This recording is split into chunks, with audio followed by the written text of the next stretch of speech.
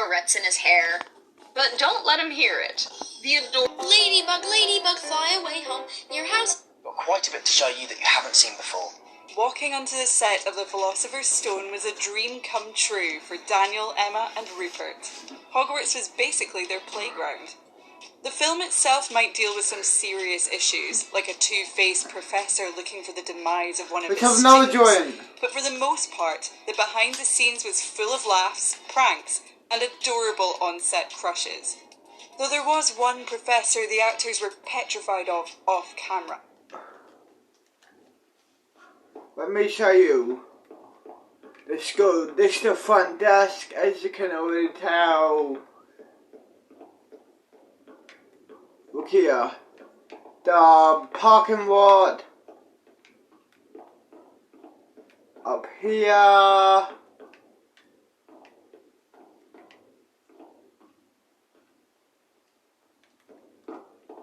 Classroom 1.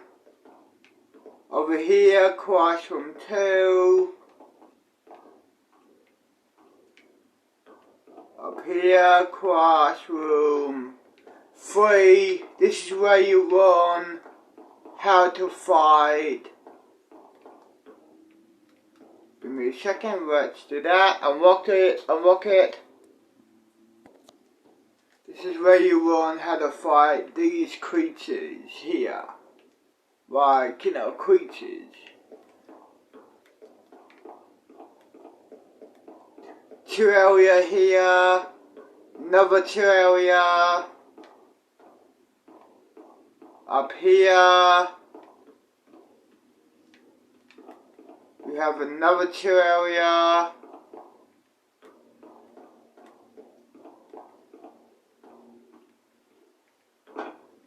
Shit. Up, up, up, up, up, go up, go up, go up. Here, this one.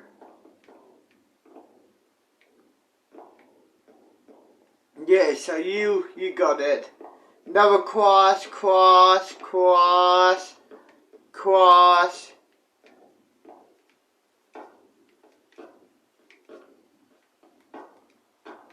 Shit.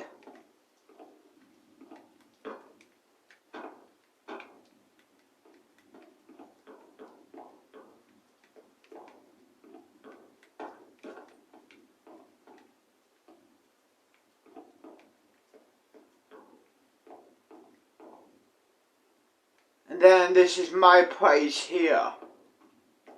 This is where I live. My penthouse. On top of the schoolyard. So yeah, good view of the city. My bedroom.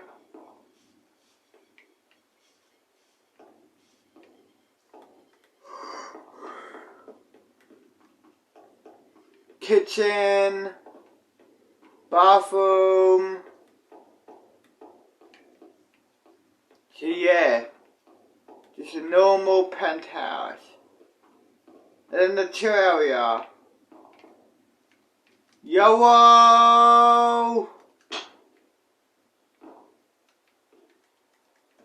So yeah, basically I showed you around my penthouse and I showed you around the school. And then up here, as you can already tell, it is oval basically. Courtyard and the oval. Yeah, buddy. Press play. Ready to find out who? My name is Gareth Lindsay. I work for the RSPCA. If Hogwarts was their playground, the rest of the children in the cast were the Golden Trio's classmates, which, as you can imagine, led to a lot of on-set chaos. It was near impossible to get them all focused at the same time. Director Chris Columbus says they were constantly laughing and fooling around in between takes, and sometimes even during takes. Look how adorable they all were. It might have taken some extra effort from the adults on set, but on the bright side, it led to impeccable on-screen chemistry. The audition process for Daniel, Emma and Rupert couldn't be any more different. For Daniel, it was just another day at the theatre with his parents, and producer David Heyman, who had already had his eye on Daniel for the role, convinced him to just come in for an audition. Sign up for the entire series, and it was all to be filmed in America. But Daniel's parents weren't really up for relocating their 11-year... Let's pause it. Head back to the crib. I don't want to stay in the penthouse. I want to head back to my crib. My house, not my penthouse, my house. You know what I fucking mean? Here we are at my crib. Not the beach crib, this crib.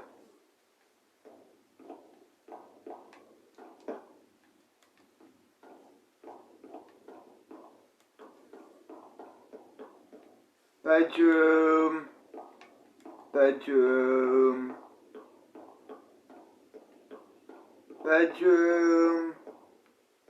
Head to bed.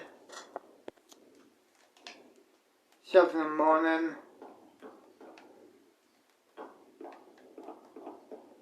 I want to play Xbox. I forgot what house have console. Let's check the beach house. Why not? Let's fucking check the beach house.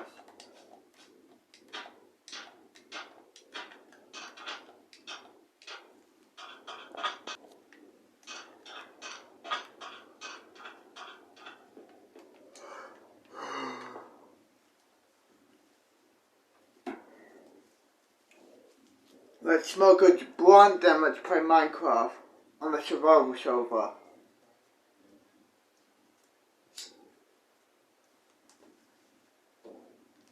There we are, let's roll up my blunt, roll up my fucking joint. My room. Here.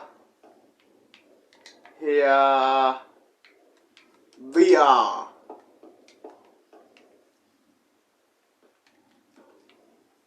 Okay. Turn on Xbox, go into Minecraft, survival server. Connect. Press play. To get the perfect shot, and then, obviously, Here we quite a bit of go. scene after a while, you just gotta accept it. Daniel Radcliffe revealed that the kiss scene was a bit awkward for him, since he knew actress Bonnie Wright, who plays Ginny, since she was just a child of about 10 years old. So, it's a bit weird doing all that, but it's fine. This scene was the very first one that Bonnie actually shot on set, making the tension almost palpable to the young actress. She stated that, "I think the first time is always the worst, but after that, it's just like any other scene that you're filming, so it was actually easier than I realized." Harry was also involved in some behind-the-scenes goofing with co-star Emma Watson. In the magical library scene, Watson hit Radcliffe over the head so hard by accident, he even said, "You can really hear the crunch of paper on bone." You're laughing because you hit me so hard, aren't you? Okay. Similarly, Lavender and Ron's kiss scene was also filled with a bit of tension and awkwardness. It's just such a weird sort of thing, got everyone watching you, and it just doesn't feel very... This kiss scene was at a whole new level of weird in comparison to Harry and Ginny's, because it took place in front of dozens of extras. Daniel Radcliffe in particular was extremely excited about this kiss scene, making a point to be present off camera while the smooch took place on screen. I don't think Rupert had done a kissing scene. That was entirely new territory for him. Talk about friends cheering each other on. Jessie Cave, who plays Lavender, revealed that it was actually the most awkward to film the rehearsal scene when it was just her, Rupert, and the director, because that was much more intimate of a kiss than the one in front of the cast was. She claimed that the awkwardness of the kiss was not really a big deal to her, but her true fear when kissing Rupert... I was more concerned anyway about honestly chipping a tooth. I really was worried.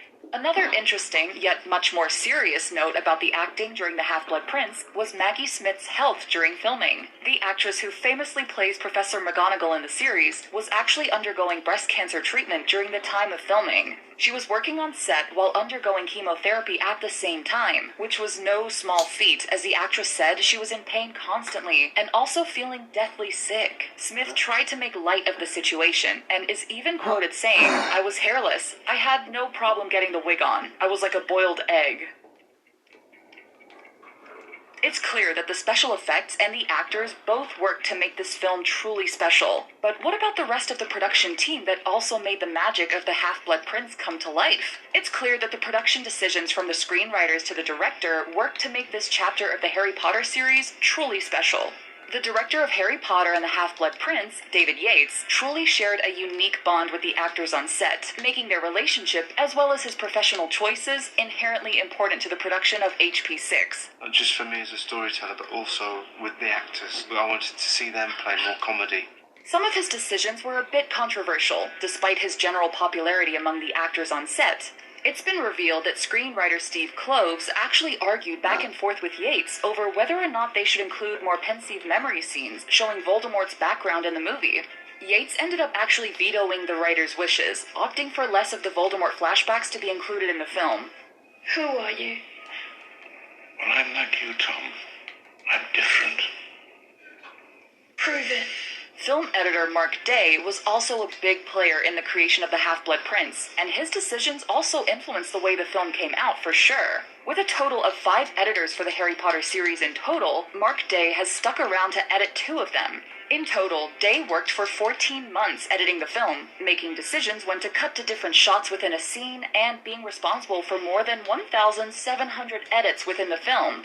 Editing is very subjective, and so what you may think is a good cut, I may not. Not only do the director and editors have big roles in the production process, but so do lesser acknowledged team members like stunt specialists. They're in charge of all the Quidditch acrobatics that the actors have to perform, including some of these impressive and not so impressive saves made by the keeper Ron Weasley behind the scenes.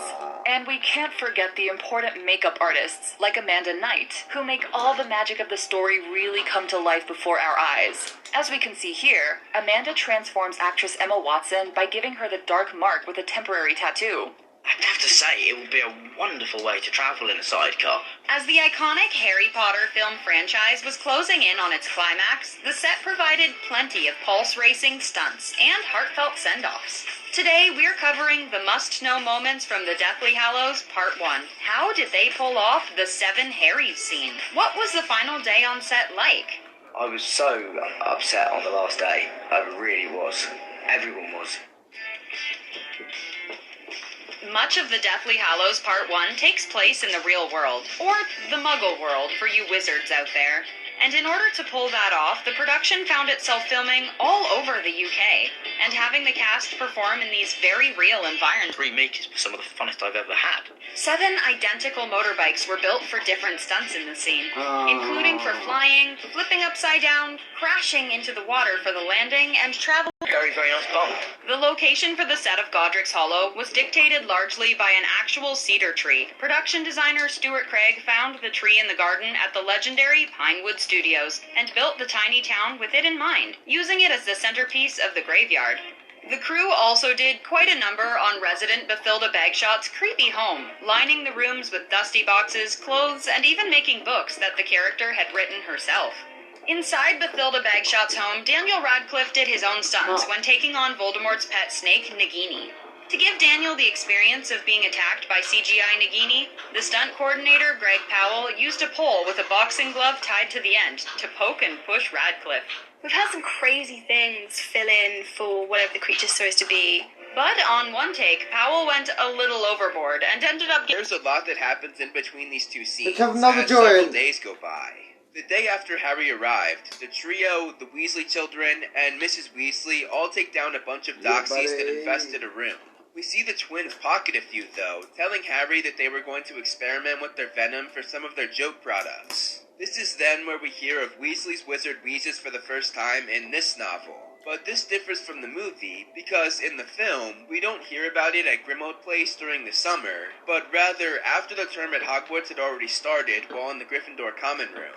Going back to what happened in between these two scenes, we find out that the twins have been running their joke shop as a mail order service out of the Daily Prophet. We also see Molly and Mundungus get into a fight after Mundungus tried to hide stolen cauldrons at the house, which infuriated Molly. This is also where we meet Creature for the first time, which differs from the movie, as we met him when Harry was walking up the stairs when he first arrived instead. And instead of being alone when he met him, Harry was with the trio and the Weasley kids. Hermione tries to convince Sirius of freeing Creature, as she was still very much into SPEW, or the Society for the Promotion of Elfish Welfare, the society she started in the last book to fight for house elf rights, something that, like in the last film, was cut completely from this movie. Sirius, however, tells Hermione that they can't free Creature, as he knew too much about the Order. In between these two scenes, we also get a moment that in the film took place during Christmas break rather than summer break like in the book, and that was the introduction of the Black family tree.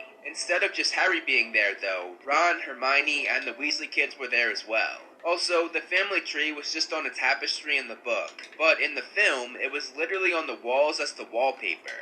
The film left out a few details when explaining the tree, as Sirius talks about his brother Regulus, who died 15 years ago after becoming a Death Eater, but then got cold feet and was killed for wanting to turn back. This, however, was not the true story, which we find out in the Deathly Hallows. But I'll wait for part 7 of this series to go over that. After Sirius talks about Regulus, the others leave, and Harry and Sirius are left alone just like in the film. And we have a few more details that the movie left out, like the fact that Narcissa Malfoy was on the tree as she used to be a Black, meaning Sirius was related to Draco, and the fact that Tonks was not on the tree, even though she was meant to be, as her mother was disowned by the family when she married a Muggleborn. And on top of that, we find out that Sirius is actually related to the Weasleys, and all of this shocks Harry. Several more days go by in between these two scenes, and the book and the film finally meet up again on the morning of Harry's trial. In the movie, the telephone booth that led to the Ministry was on a very beautiful street, but in the book, it was quite the opposite, as it was on a very run-down street and next to a dumpster. In the film, you put Muggle money in to make the telephone booth go down. I'll just get my Muggle money.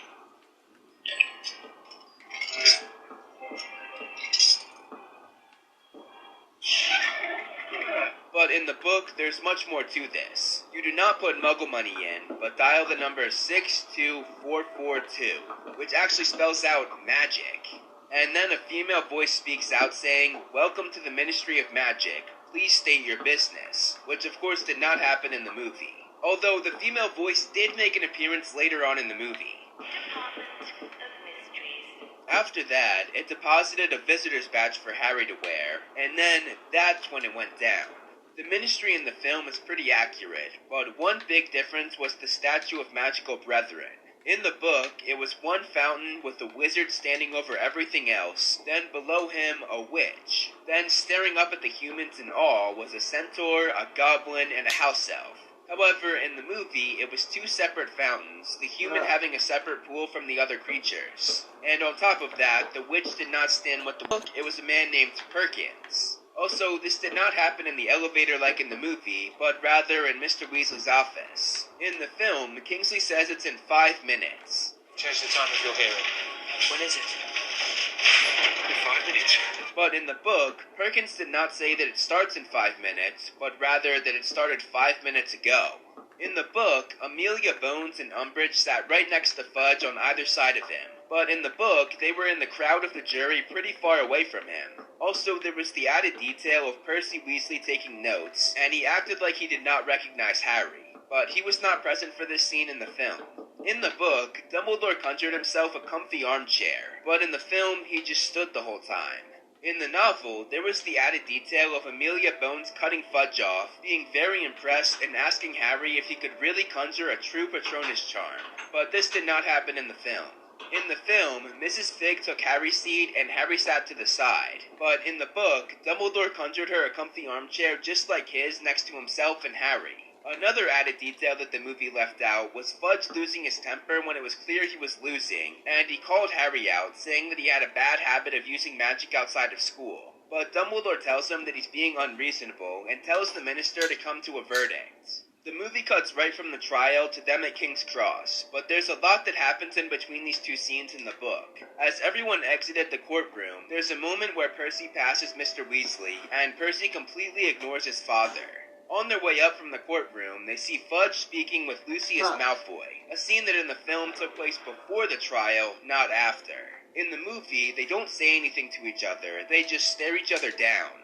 But in the book, they do speak, as Lucius made fun of both Harry and Arthur, and Harry shot back, implying that Lucius had been at the graveyard the night that Voldemort returned in a very sly way. Lucius and Fudge then went off on their own to deal with private matters about money. In between these two scenes, we also see Harry return to Grimmauld Place, where everyone celebrates him getting off except Sirius, who sulks in his room as he had hoped that Harry would be expelled so he would have company at the house. On the last day of the summer holiday, both Ron and Hermione find out that they're made prefects, an idea that was of course cut from the film entirely. For being made a prefect, Mrs. Weasley asked Ron what he wanted as a present, and Ron asked for a broomstick, which Mrs. Weasley agreed to.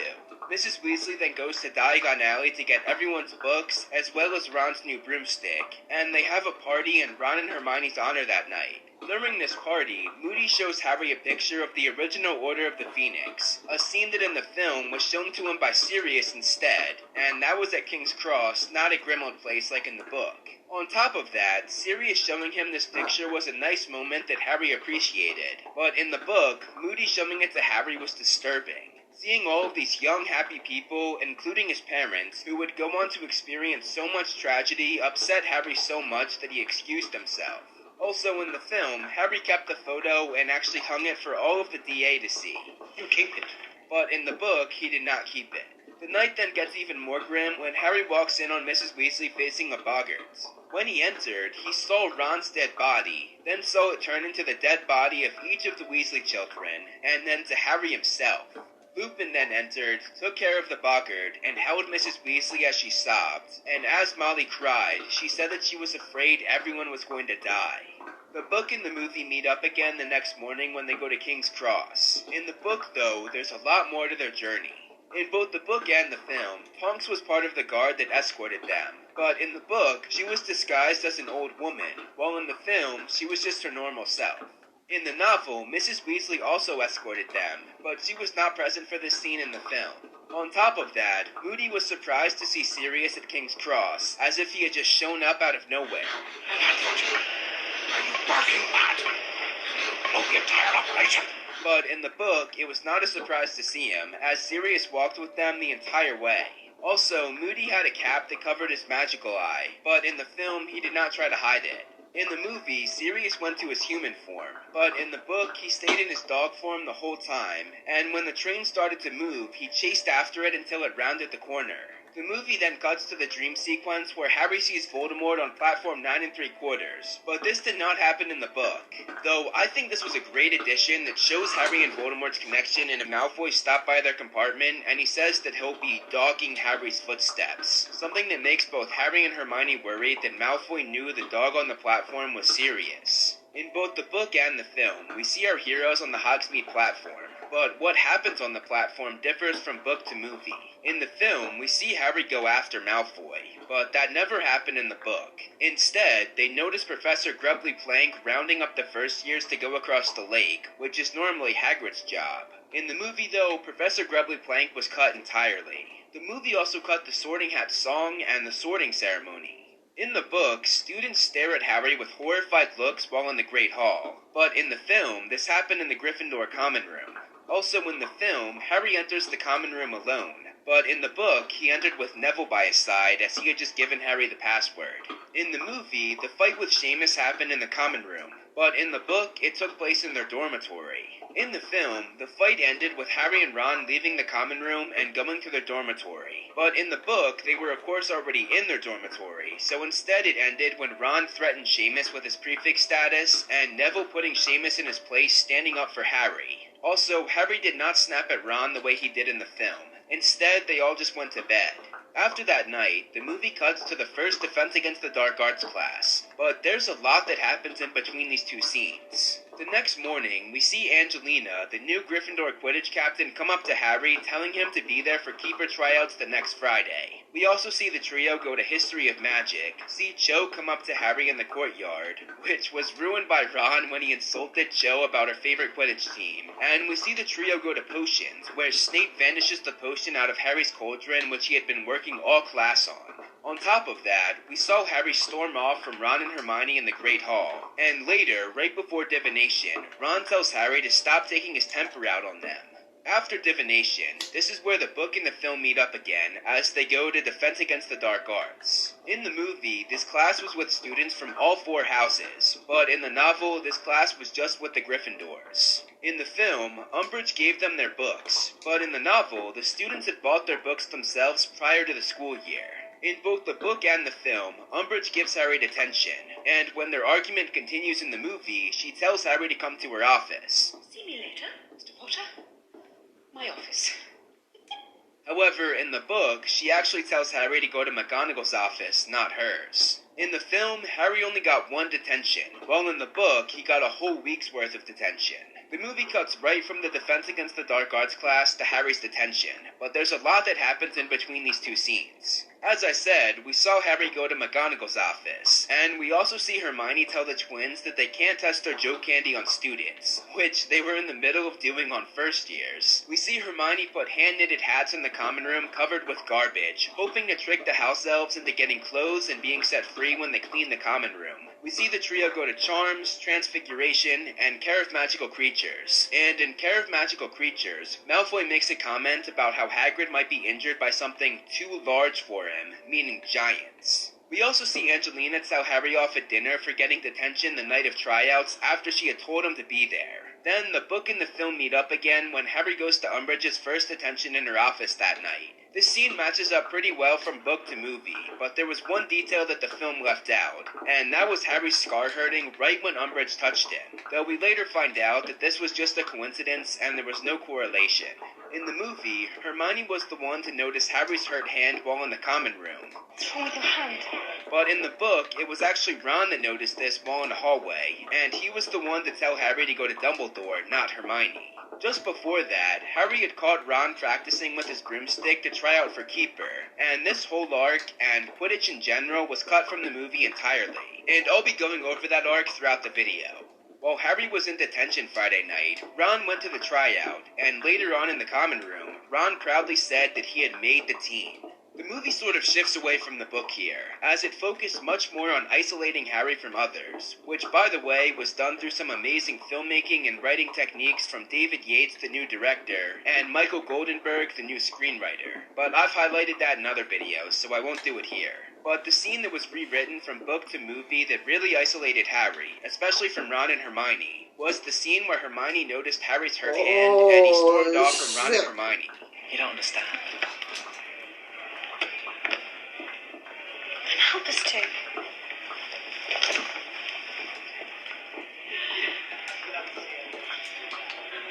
However, in the book, there was never the same rift between them. It was fixed very early on when Ron told Harry to stop snapping at them. The way the film did it made the whole beginning of the movie isolate Harry. That's the whole point.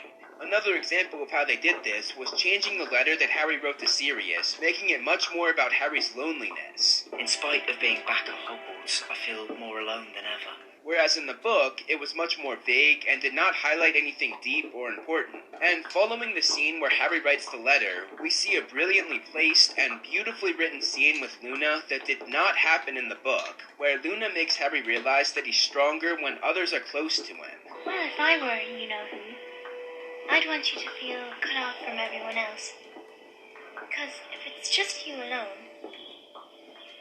you're not as much of a threat. This is the start to a magnificently written theme throughout the movie, a theme that the book didn't really share. We only really hear about it from Dumbledore in the final talk at the end of the book. And making that one little point in that conversation the theme of the movie makes us give huge credit to the screenwriter Goldenberg. And honestly, I think that's one of the things that makes the film so much better than the novel in my opinion.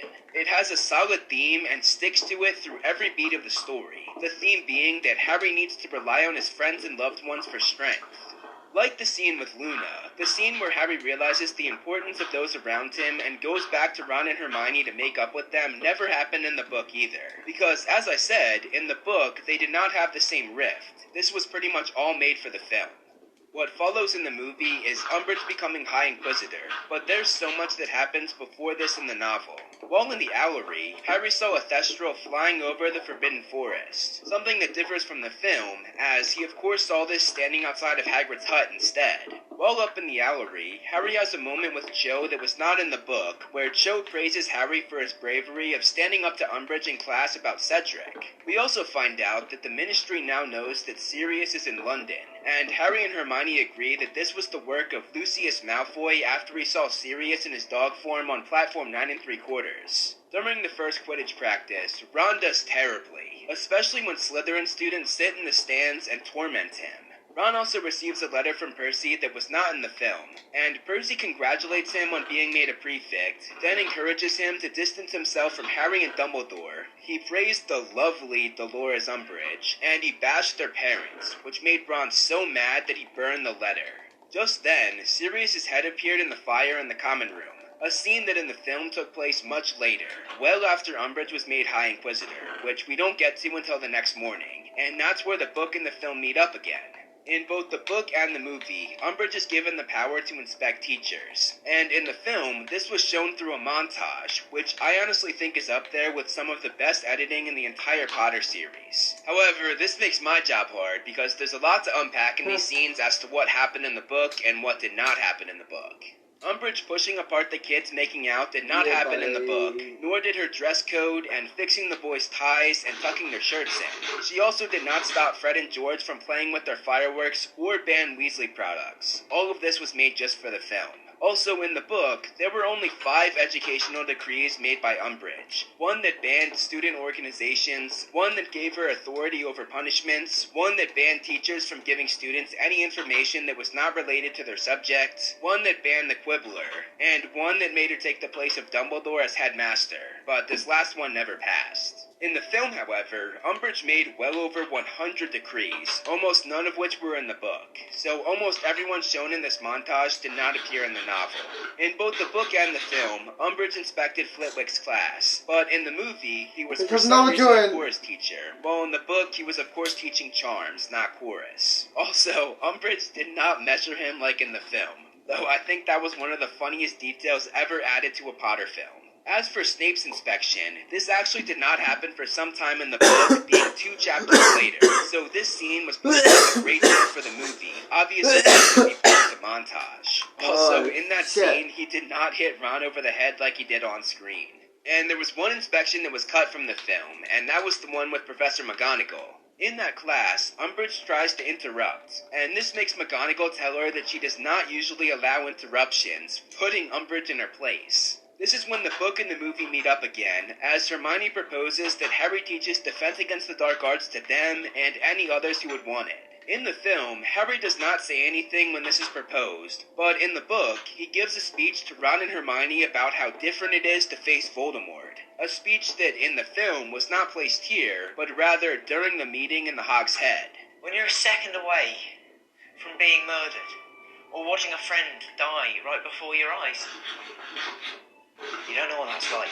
In the common room is also where Hermione said the name Voldemort for the first time, whereas in the movie, they also placed this during the meeting in the Hog's Head. Because if we're going to have any chance of beating Voldemort. The film cuts right from this conversation in the common room to the Hogsmeade trip where the meeting in the Hog's Head took place, but there's a lot that happened in between these 2 scenes. 2 weeks go by with no mention of Hermione's idea of Harry teaching them Defense Against the Dark Arts, until one day while in the library, Hermione asked Harry if he had thought about it, and Harry finally agrees. Another week goes by before the Hogsmeade trip, and then that's where the book and the film meet up again for the meeting. There are a few differences with this meeting when we compare the book to the movie though.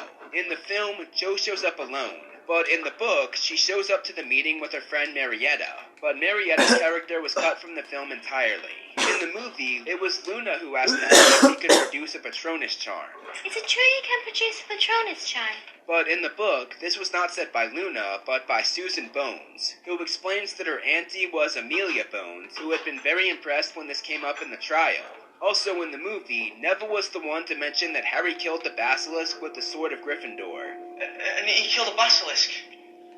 with the sword in Dumbledore's office. But in the book, this was Terry Bood, who had been told by one of the portraits in Dumbledore's office. Neville did go on to say that Harry saved the Sorcerer's Stone from Voldemort a second later, though. There was also the added detail of Cho speaking up and mentioning all of the tasks that Harry faced in the Triwizard Tournament the year before. The Hogsmeade trip ends after the meeting at the Hog's Head, but in the book, the trip continues, and as they leave, Ron is horrified to find out that the boy that Ginny showed up with named Michael Corner is actually her boyfriend. Harry then puts together that it now makes sense why Ginny could talk to him this past summer and during the school year, which she could not do before, as she had such a big crush on him that she was too shy to do so, but all of this was never mentioned in the film. While walking through Hogsmeade, this is also where Hermione says the line, "At least we know one positive thing that came from today." What's that? Jo couldn't take her eyes off you, could she? a line that in the film was said while on the bridge, not in Hogsmeade. Also, Ginny was not there to hear this and get jealous like in the movie. And on top of that, she wouldn't have gotten jealous like that in the book because she was dating Michael. But the film of course took that arc out, so it makes sense why she got jealous in the film, and it's actually a nice little detail that the movie was able to throw in there a few times. In both the book and the film, Umbridge releases an educational decree banning all student organizations that did not have her stamp of approval. But how she found out about the trio's group to push this decree forward differs from book to movie. In the film, she just heard them talking about it when looking down on the grounds. But in the book, she found out through an informant who had been in the Hog's Head when they formed the club. When they speculate on who could have ratted on them, Hermione says no one did, as they would know thanks to the jinx she put on the piece of paper that everyone signed. So if anyone ratted, they would have had terrible acne on their face, a plot point that the movie left out. Also, on that parchment, it said Dumbledore's Army at the top, but when they signed it in the book, it did not say that yet, as they had not yet picked a name for the group. It's not until the first meeting that they decided on this name. The movie cuts to the scene where they discover the Room of Requirement, but there's a lot that happens before this in the book. The movie cut a scene that makes you hate Umbridge even more. We see Harry get Hedwig back with Sirius's letter, and to his horror, he notices that she's been injured. When he takes her to Professor Grubbly Plank to fix her up, McGonagall is there as well, and she tells Harry that all communication in and out of the castle is being monitored, meaning that Umbridge was the one to hurt Hedwig with the help of Filch. The letter that was attached to Hedwig from Sirius said to meet him in the fire again, meaning Umbridge now knew about their meeting. When they met Sirius in the common room fireplace, he suddenly disappears mid-conversation, and Umbridge's hand comes out of nowhere, reaching and grabbing about the flames, trying to get to Sirius. Luckily, though, he escapes. Another moment that took place before finding the Room of Requirement was Malfoy saying that Harry was going to end up in St. Mungo's hospital for being insane. A line that in the film did not take place in the hallways at Hogwarts, but while at Hogsmeade Station. What I tell you? Complete nuts. Just stay away from me! In the book, though, instead of Harry charging at Malfoy, it was Neville, and Harry and Ron had to hold him back. Ron wonders why Neville acted like this, but Harry knew this was because Neville's parents were driven into insanity themselves, and both currently resided in St. Mungo's hospital. After one Quidditch practice, while in the locker room, Harry's scar hurts, and he tells Ron that this happened because Voldemort was angry. At Ron's prodding, Harry thinks back to when his scar hurt in Umbridge's office, and he says that time, Voldemort had been happy. Impressed, Ron says that Harry is reading Voldemort's mind, but Harry corrects him, saying he's just feeling Voldemort's extreme moods. That night, Harry was awakened by Dobby the house elf, and he tells Harry about the Room of Requirement, and he suggests that Harry use this for his club. This differs from the film, as Neville was the one to find the room, not Dobby. This also meant that the scene with Neville being bullied right before finding the room never happened in the book either. Also, Dobby was of course cut from the film entirely, which was a big change from book to movie. In the film, Hermione knew what the Room of Requirement was, and she explained it to everyone.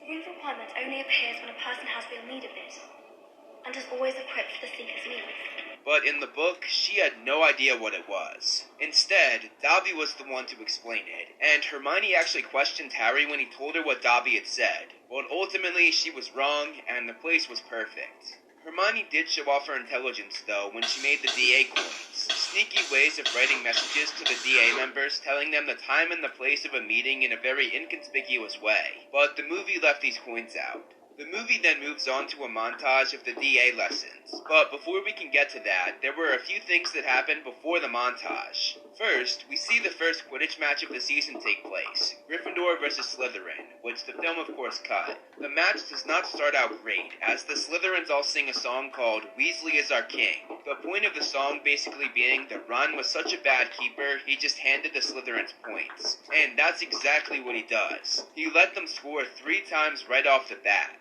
Luckily though, Harry ends up catching the snitch to end the game early, and this ensured that Gryffindor won the match. After the match though, Malfoy insulted Mr. and Mrs. Weasley as well as Harry's mother Lily, and this led to Harry and George attacking, punching, and beating the crap out of Malfoy. While Harry and George were in McGonagall's office, Umbridge came in, pulled out a new decree that gave her the authority over all punishments, meaning McGonagall lost all power when it came to what happened to Harry and George, and Umbridge banned the two from ever playing Quidditch again and took their broomsticks. And she did the same to Fred, stating that had he not been held back by his teammates, he too would have gone after Malfoy. In the aftermath, the trio sat in the common room and noticed that Hagrid was back, something that is very different from the film, as in the book, he did not return until after Christmas holiday, but here it was well before the holiday. In the film, this was during the day and they ran down in the open, but in the book, this was late at night and they wore the invisibility cloak. In the film, Umbridge was there when they arrived, but in the book, she was not, at least not yet. In the book, Hagrid goes into great detail about his and Maxime's trip to the mountains to recruit the Giants. But in the film, it was a very vague explanation, and Maxime was not mentioned at all. They made it seem like Hagrid went on his own. Umbridge then knocked on the door, and after the trio went under the invisibility cloak, the scene that took place before the trio arrived in the film actually took place after they arrived in the book.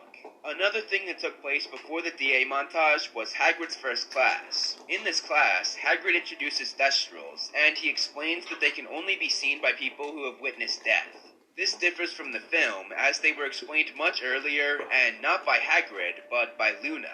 And now we get to the DA montage. The film shows Filch catching on to their plan, getting tricked by Fred and George's joke candy, and almost getting into the room. But none of this happened in the book. Filch nor Umbridge caught wind of where or when they were holding their meetings at this point. We also see a scene where Nigel and Harry demonstrate stunning, but this did not happen in the book, as Nigel was not a character in the novels. He was a character made just for the film, and was sort of a hybrid that replaced Dennis and Colin Creevey. The moment where Hermione and Ron face off, and Ron says he'll go easy on Hermione, only to lose. Signature Care would like to welcome you to... I'm talking out of character for a second. This will be the worst episode of this series. I'm not ending it, but this will be the worst episode for today. I'm gonna do GTA after this. So yeah. Tomorrow, more episodes will come out of this series. But GTA is after this. Okay, 3, 2, 1, go. Action.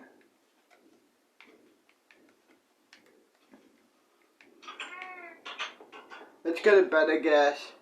May as well. My room, my crib, walk my house. Not my house, but you know what I fucking mean, dude.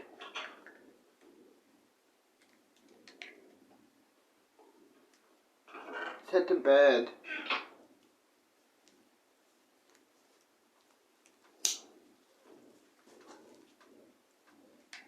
I guess I'll see ya whenever I see ya.